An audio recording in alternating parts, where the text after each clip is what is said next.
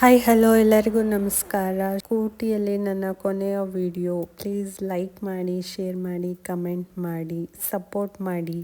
May be ಊಟಿಯಲ್ಲಿ ಒಂದೊಂದು ದಿನವೂ weather change ಆಗುತ್ತೆ ಅನಿಸುತ್ತೆ. ಫಸ್ಟ್ ಡೇ ಫುಲ್ಲು ಕ್ಲಿಯರ್ ಇದ್ದಿದ್ದು ವೆದರು, ಈಗ ಸೆಕೆಂಡ್ ಡೇಗೆ ಫುಲ್ಲು ಫಾಗಿಯಾಗಿ ಏನೂ ಕಾಣಿಸ್ತಾನೆ ಇಲ್ಲ. ಅರ್ಲಿ ಮಾರ್ನಿಂಗ್ 7:30 ಆವಾಗ ತಾನೇ ಸನ್ರೈಸ್ ಆಗ್ತಾಯಿತ್ತು. ಅಷ್ಟೊತ್ತಿಗೆ ನಾವು ರೂಮ್ ವೆಕೆಟ್ ಮಾಡ್ತಾ ಇದ್ವಿ. ಇಷ್ಟ ಇಲ್ಲ ಅಂದರೂ ಕಷ್ಟಪಟ್ಟು ರೆಸಾರ್ಟಿಗೆ ಗುಡ್ ಬೈ ಹೇಳಿ ಅಲ್ಲಿಂದ ಹೊರಟು ನಾವು ನೆಕ್ಸ್ಟ್ ಹೋಗಿದ್ದು ಟಾಯ್ ಟ್ರೈನು. ಇದು ಬಂದು ಊಟಿಯಿಂದ ಕುನ್ನೂರ್ವರೆಗೂ 9:15ಗೆ ಟ್ರೈನ್ ಇದ್ದಿದ್ದು. ನಾವು 8 o'clock 1 ಗಂಟೆ ಮುಂಚೆ ಹೋಗಿ ಟ್ರೈನ್ ಟಿಕೆಟ್ ತೊಗೋಬೇಕಿತ್ತು. ಸ್ವಲ್ಪ ಬೇಗನೆ ಹೊರಟ್ವಿ. ಟ್ರೈನ್ ಟೈಮಿಂಗ್ಸ್ ಬಂದು 7 o'clock-ಗೊಂದು, 9 o'clock-ಗೊಂದು, ಮತ್ತು 12-ಗೊಂದು, ಮತ್ತು 2:30-ಗೊಂದು, ಮತ್ತು 5:30-ಗೊಂದು ಅನಿಸುತ್ತೆ ಟೈಮಿಂಗ್ಸ್ ಇದೆ. ಇದನ್ನ ತೊಗೊಳ್ಬೇಕಾದ್ರೆ ಫಸ್ಟೇ ಕರೆಕ್ಟಾಗಿ ಪ್ಲ್ಯಾನಿಂಗ್ ಮಾಡಿಕೊಂಡು ತೊಗೋಬೇಕು. ನಾವು ಲಾಸ್ಟ್ ಈವ್ನಿಂಗ್ ಮಿಸ್ ಆಯಿತು ಅಂತ ನೆಕ್ಸ್ಟ್ ಡೇ ಮಾರ್ನಿಂಗ್ ತೊಗೊಂಡಿದ್ದು. 9 o'clock-ಗೆ ತೊಗೊಂಡ್ವಿ. ಟಿಕೆಟ್ ಅಂತೂ ಸಿಕ್ತು. ವೀಕೆಂಡೆಲ್ಲ ಆದರೆ ಫುಲ್ಲು ಟಿಕೆಟ್ ಆಲ್ರೆಡಿ ಬುಕ್ ಆಗೋಗಿರುತ್ತೆ. ಆನ್ಲೈನಲ್ಲೂ ಬುಕ್ ಮಾಡ್ಕೋಬೋದು ನೀವು. ನಮಗೆ ವೀಕ್ ಡೇಸ್ ಆಗಿರೋದ್ರಿಂದ ಹೆಂಗೋ ಫಸ್ಟ್ ಕ್ಲಾಸ್ ಟಿಕೆಟೇ ಸಿಕ್ತು. ಅಷ್ಟೊತ್ತಿಗೆ 8:30 ಆಯಿತು. ನಾವು ಹಾಫ್ ಆನ್ ಅವರ್ ಮುಂಚೆನೇ ಅಲ್ಲೇ ಹೋಗಿದ್ರಿಂದ ಸ್ವಲ್ಪ ಅಲ್ಲೇ ಎಲ್ಲ ಟೈಮ್ ಸ್ಪೆಂಡ್ ಮಾಡಿದ್ವಿ. ಅಲ್ಲಿ ಫೋಟೋಸ್ ಎಲ್ಲ ತಗೊಂಡು ಆಚೆ ಈಚೆ ವಾಕ್ ಮಾಡ್ತಾ ಇದ್ವಿ. ಇದು ಟಾಯ್ ಟ್ರೈನ್ ಅಂದರೆ ನಾನು ಚಿಕ್ಕ ಮಕ್ಳಿಗೋಸ್ಕರ ಫುಲ್ ಓಪನ್ ಇರುತ್ತಲ್ಲ ಆ ಥರದ್ದು ಅಂತೆಲ್ಲ ಅಂದ್ಕೊಂಡಿದ್ದೆ. ಆದರೆ ಲಾಸ್ಟಿಗೆ ಬಂದಮೇಲೆ ಗೊತ್ತಾಗಿದ್ದು ಇದು ಮಾಮೂಲಿ ಟ್ರೈನ್ ಅಂತಲೇ. ನನ್ನ ಮಗ ಅಂತೂ ಫುಲ್ಲು ಎಕ್ಸೈಟ್ ಆಗಿಬಿಟ್ಟಿದ್ದ. ಫಸ್ಟ್ ಜರ್ನಿ ಒಂದು.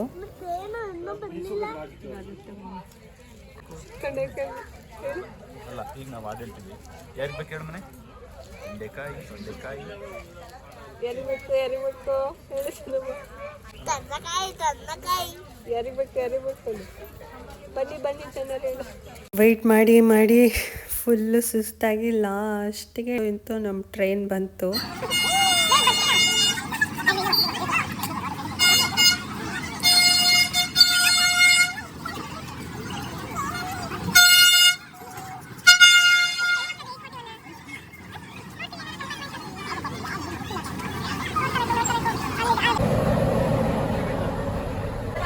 ಟ್ರೈನ್ ಹೋಗ್ತಿದ್ದೀವಿ ಸ್ಪೀಡರ್ ಮಾಡಿ.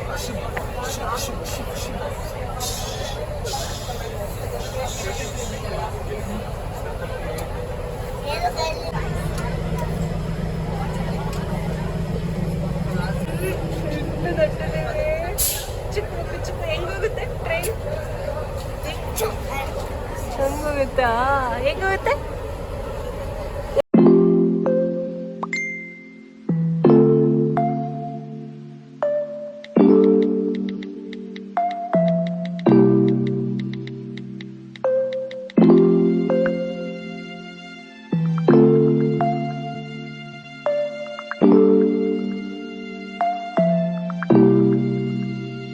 ಇದು ಬಂದು ನಾವು ಸ್ಟೇ ಮಾಡಿದ ರೆಸಾರ್ಟು. ಅಲ್ಲೇ ಕೆಳಗೆ ರೈಲ್ವೆ ಟ್ರ್ಯಾಕ್ ಲಾಸ್ಟ್ ವಿಡಿಯೋದಲ್ಲಿ ನಾನು ತೋರಿಸಿದ್ದೆ ನಿಮಗೆ.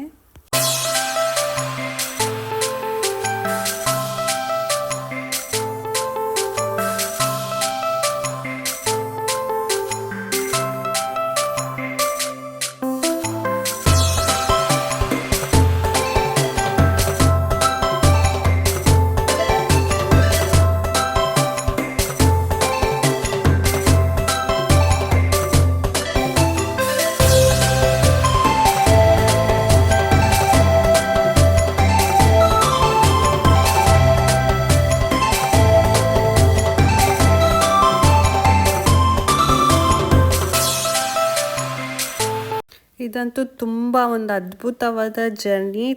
ನೇಚರ್ ಮಧ್ಯೆ ಟ್ರೈನಲ್ಲಿ ಹೋಗ್ತಾ ಇದ್ರೆ ಸಖತ್ ಚೆನ್ನಾಗಿತ್ತು. ನಾವಂತೂ ಫುಲ್ ಎಂಜಾಯ್ ಮಾಡ್ದು.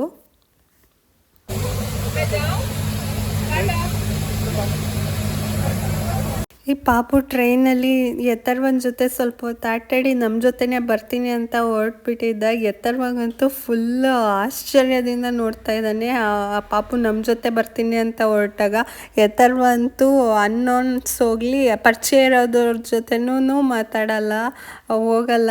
ಇವನಿಗೆ ಫುಲ್ ಶಾಕ್ ಆಗೋಯ್ತು. ಆ ಪಾಪು ನಮ್ಮ ಜೊತೆ ಬರ್ತೀನಿ ಅಂತ ಬಂದ್ಬಿಟ್ಟಿತ್ತು ಪಾಪ. ಆಮೇಲೆ ಲಾಸ್ಟಿಗೆ ಹತ್ಕೊಂಡು ವಾಪಸ್ ಹೋಯ್ತು.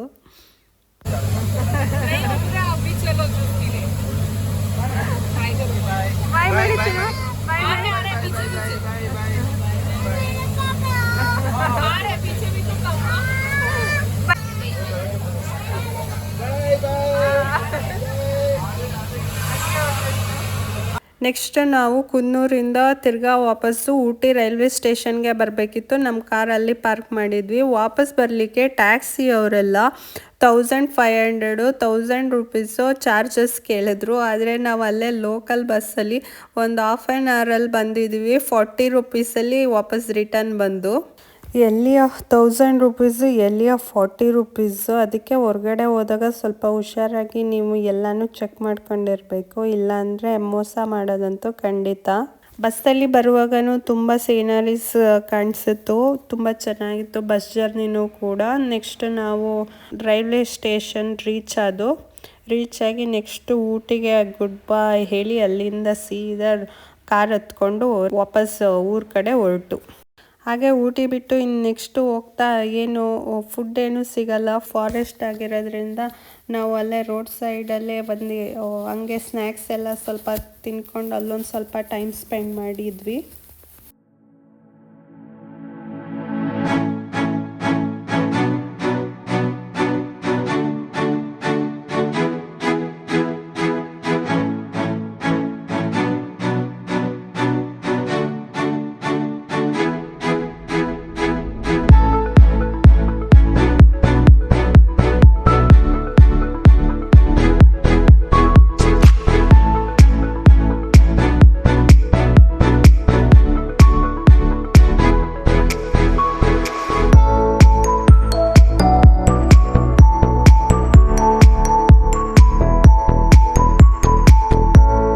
ನೆಕ್ಸ್ಟ್ ನಾವು ಆನ್ ದಿ ವೇ ವಾಪಸ್ ಬರ್ತಾ ನೀಡಲ್ ರಾಕ್ ವ್ಯೂ ಪಾಯಿಂಟ್ ಅಂತ ಒಂದು ಅದ್ಭುತವಾದ ಜಾಗಕ್ಕೆ ಹೋದ್ವಿ. ಇದಂತೂ ತುಂಬ ಚೆನ್ನಾಗಿತ್ತು.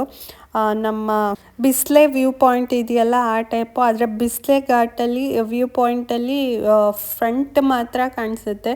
ಆದರೆ ಇಲ್ಲಿ ಫುಲ್ಲು ಒಂದು ರೌಂಡು ಫುಲ್ಲು ಬೆಟ್ಟದ ಮೇಲೆ ತುಂಬ ಚೆನ್ನಾಗಿದೆ. ಇದಂತೂ ಸೂಪರ್ ಆಗಿದೆ.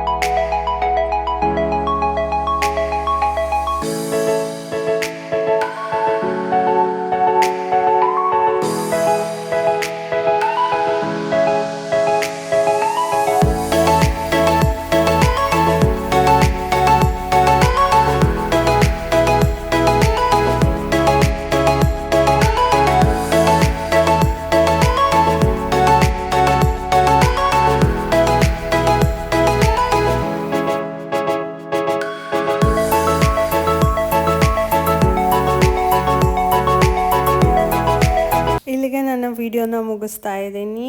ಇಷ್ಟ ಆಗಿದ್ದರೆ ಪ್ಲೀಸ್ ಲೈಕ್ ಮಾಡಿ, ಸಬ್ಸ್ಕ್ರೈಬ್ ಮಾಡಿ. Thank you for watching. Bye.